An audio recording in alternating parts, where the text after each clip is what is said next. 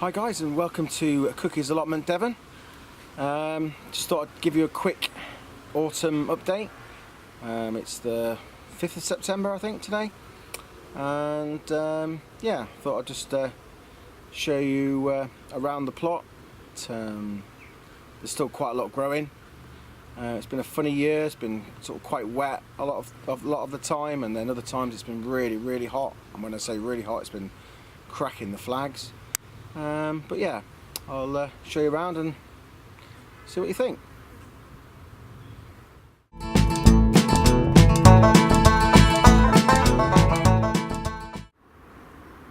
So just give you a quick pan around.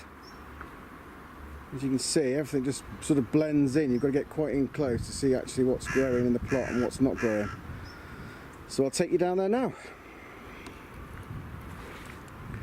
Okay, the beaner has done amazing. It's got to be 2 meters high, and these are really beautiful flowers if you look at them.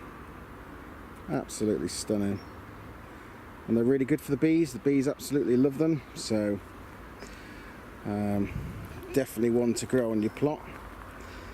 Okay, if you remember, I didn't grow runner beans this year. I grew Belotti. And we've been pretty much eating these for quite a while now, and we've been putting them in stews and chili con carne instead of kidney beans. I'll just, if you're not seeing what they look like, kind of tough to do it with one hand. There you go. So the colour on them is lovely. They do look a bit like kidney beans, and like I say, you just put them in a chili con carne, and they've been absolutely lovely. And of course you can just let these dry on if you don't want to eat them all, and plant them again next year. So I'll definitely be doing that because it's a prolific grower.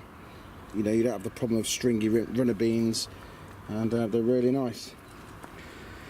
Okay, the sweet corn, pretty much finished. We had loads of sweet corn, really nice. This was Swift, and it grew really well. It grows really well here on the plot, and just lightly boiled with a bit of salt, bit of butter, really nice. Okay, the brassica cage, I've not actually been in there since I put the cage over it back in May, whenever it was, so that's the next job really. I need to get that off and see what's in there, because who knows what's in there. Parsnips, I did manage to get a few parsnips to germinate, and again they're doing okay. Got some celeriac growing in there, not sure what size. Yeah, there you go. So we've got some celeriac growing there, so later on this year, sort of November, December time, we should have some celeriac. Okay, the pumpkin squash patch has done really well. I did plant a few outdoor cucumbers as well, which you can see one there. You can always tell an outdoor cucumber because they're really prickly. You just scrape those off, and they're really nice. So I think we'll take that one home for the pot, or for the salads and that. I think we'll take that one home. So yeah, there we go. It's a good outdoor cucumber there.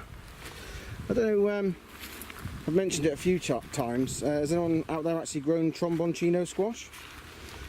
They grow really good. I mean, that all curled up in there, that's the cucumber I've just picked, so you can sort of see the size. Now I've noticed that when you grow them sort of vertically, or like sort of train them to grow up something so they hang down, you get a really long straight tromboncino, so gravity must play quite an important part. When you grow them on the ground, they just tend to sort of curl, which I suppose is natural. But as you can see, they're green. There's a big one there, look. He's got, maybe if you uncurl that, that's probably about 1 metre long. There's another big one over there. And what happens is they'll go yellow like this, like a normal butternut squash, and then I'll just pick them clean them with tea tree oil, and then you can store them. And literally all that is flesh. So when I do pick them, I'll do a short video on the Trombocino squash. Still getting courgettes now in September. You see the yellow ones there. Done really well this year, courgettes and squashes and pumpkins. So yeah, quite happy with that. This was the area, if you remember, I had all the buckets for the potatoes. They've all been picked and eaten. So we've just got lots of empty buckets left.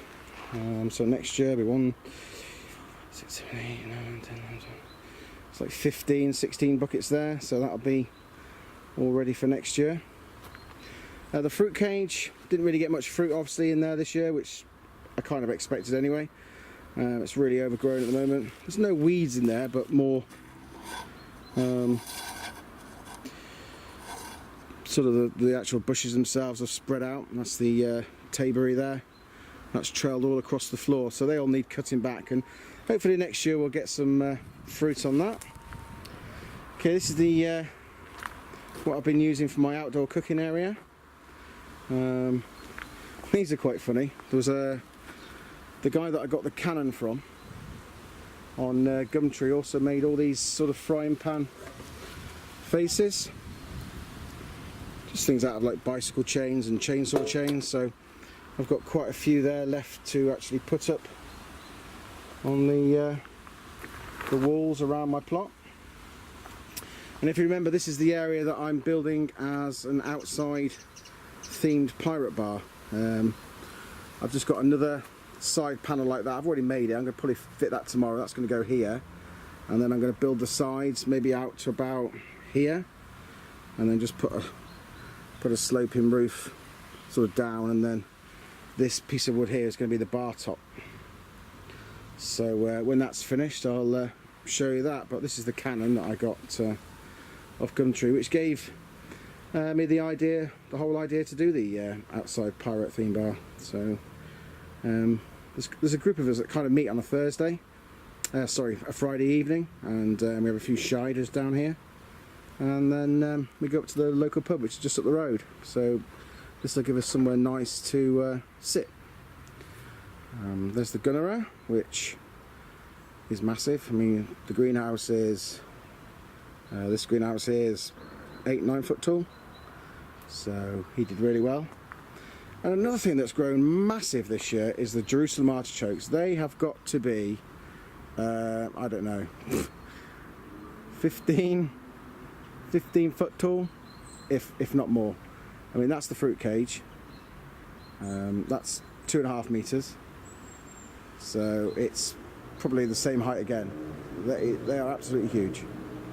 So as you can see, everything's done really well, and I've got another gunnerer started growing here. I'm not sure where that's sort of come from.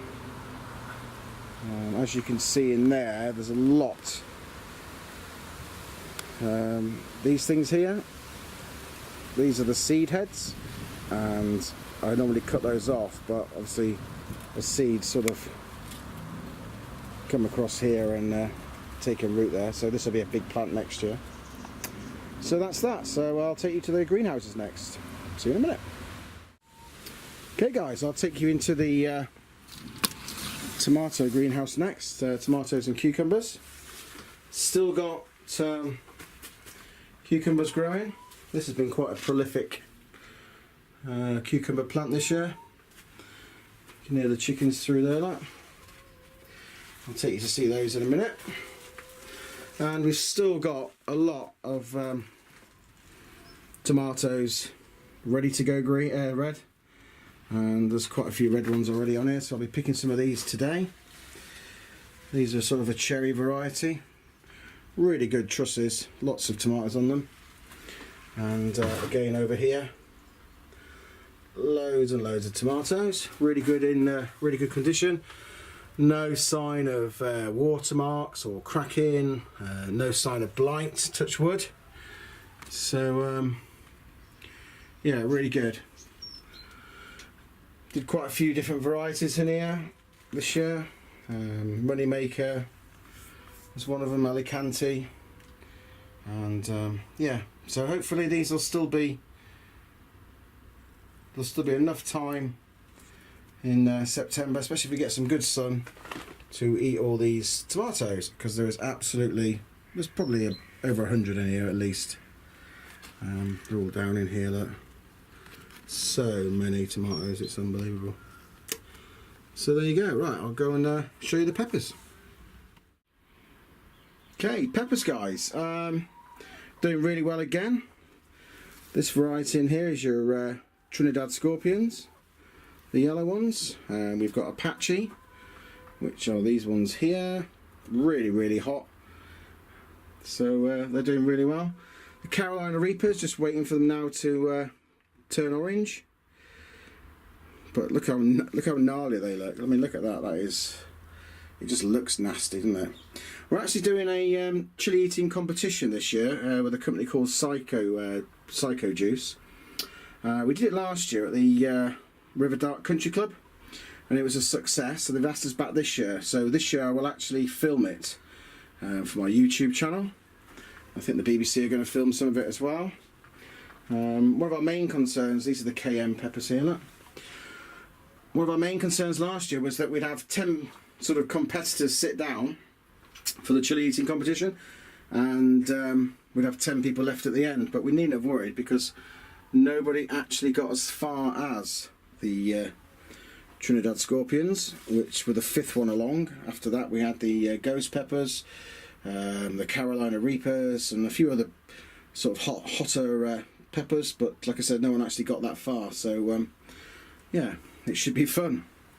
There was a few casualties, to say the least. Right, so I'll show you the chickens. Okay guys, if you remember, we adopted the 5 chickens from the British Hen Welfare Trust, and they're doing really well. I'd say most of them now have all got their feathers back. That's the biggest one. She is huge. The scraggiest one of them all was this one here, and she's just got a few feathers left to grow at the back there, and she'll be fully covered. But if you see them over there, they are loving life. It's a good job this isn't smelly vision, because it's a little bit hen whiffy. But I've not actually been back down this morning after putting the food in, so I'm going to go in now and check and see if there's any eggs. So 2 seconds, bear with me. Okay, so here we are in the coop, and very inquisitive the girls are. Let's give them a bit more food. There we go. Like I said, they're loving life.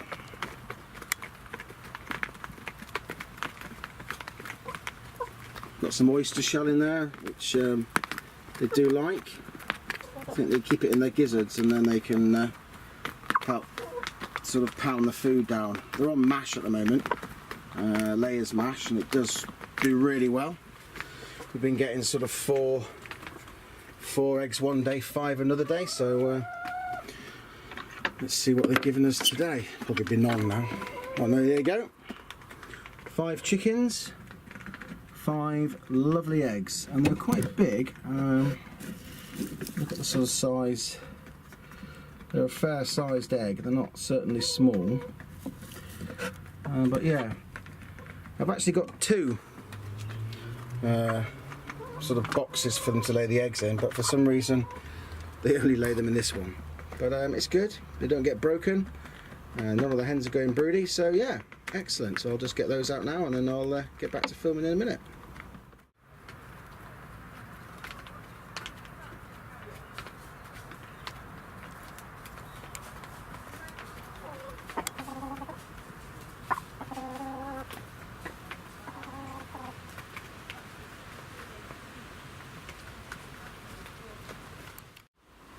Okay, this is the 3rd and final greenhouse, and this is where my grapevine is growing, and you can see we've got some really good grapes. I don't know what to do with these. They do taste nice, but I think I'm going to make wine with them. That is the plan. I think the kids can have some of them, and then the rest I'm going to see if I can't make a bottle of wine or two with them. But yeah, really nice grapes. And the vine this year has grown all the way around. And I did put an extra couple of little tomato plants that I had spare here. But you can see the vine runs literally all the way around here. And then I cut it there, I think. So all this growth above me will be gone. It's a really nice place to sit. I kind of have this as my conservatory. So got the last of the onions and the garlic there. There's a few more onions drying out. But yeah, it's been a really good year for stuff this year. Had lots of success. If you remember, I took out the onions and the garlic a couple of months ago, and I put in my leeks. Well, they've done really, really well in the African keyhole garden here, and yeah, doing really well. So I'm going to zoom in down there and I'll show you that one. That's probably about, I'd say, 2 or 3 centimetres across down there, so nice leeks. And down here in the southwest, we pretty much leave these in all through the winter, as long as we don't get a cold winter, and I'll just take them out as I want them. So yeah, the wildflowers now have all finished, all but a few of the sunflowers. The banana tree's doing really well. When I was given that back in April, it only had 2 leaves on it, so that's done really well. And but I'll pull all these wildflowers out, and then obviously the daffodil bulbs are still in there, and then we should have some daffodils come up in the spring. I'll just pan across. If you think that's the gunnerow again, here, that's 8 foot tall, and the Jerusalem artichokes are doom doom doom doom doom doom doom doom doom. It's like Jack and the Beanstalk. They've got to be the biggest I've seen anyway. So there you go. So guys, I'll stop the tour there, pan round, and that's my little decking area over there. So yeah, thanks for watching. Please, if you like the video, comment and subscribe. I'm trying to get to 500. I'm nearly there. I'm at 430, something like that. But yeah, thanks for watching, and I'll see you soon on Cookies Allotment, Devon. Take care.